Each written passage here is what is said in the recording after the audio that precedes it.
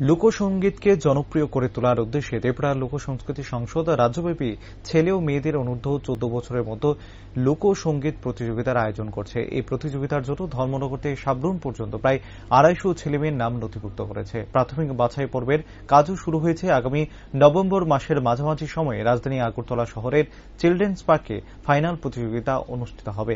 প্রথম, দ্বিতীয় ও তৃতীয় স্থানাধিকারীদেরকে পুরস্কারের অর্থমূল্য হিসেবে যথাক্রমে 15,000, 10,000 ও 5,000 টাকা নগদ অর্থ দেওয়া হবে।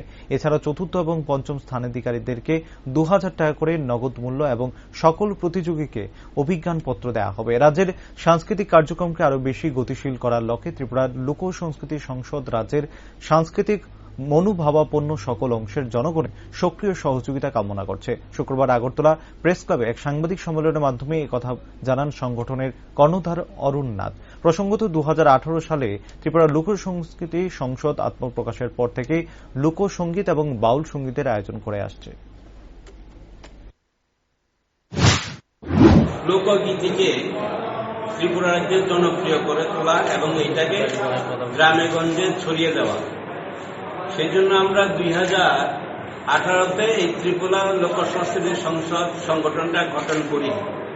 এরপর থেকে 2019, 2020, 2021, 2022 এবং 2023-এ আমরা 5 বছর রাজ্যের বিভিন্ন জায়গাতে 2 দিনের বাউল উৎসব সংগঠিত করি।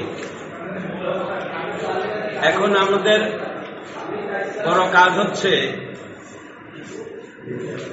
অনূর্ধ্ব 14 বছর বয়সের ছেলে মেয়েদের মধ্যে একটা প্রতিযোগিতা করা, লোকগীতির প্রতিযোগিতা। অনূর্ধ্ব 14 থেকে 14 বছর, অনূর্ধ্ব 14 বছরের ছেলে মেয়েরা এটাতে পার্টিসিপেট করবে এবং সারা রাজ্যে এই পর্যন্ত প্রায় 250 ছেলে মেয়ে অনূর্ধ্ব 14 বছর তাদের নাম নথিভুক্ত করেছে এবং আমরা বাছাই পর্বের কাজ শুরু করে দিয়েছি। গত 6 আগস্ট উদয়পুরে এই বাছাই পর্ব সম্পন্ন হয়েছে। 13 তারিখ আগামী রোববার, পরশু রোববারে আমরা যাচ্ছি, বিচারকরা যাচ্ছে তেলিয়ামুড়াতে। ওখানে প্রায় 70 তেলিয়ামুড়া খোয়াই মিলে প্রায় 70 জন প্রার্থী প্রতিযোগী ওখানে পার্টিসিপেট করবে।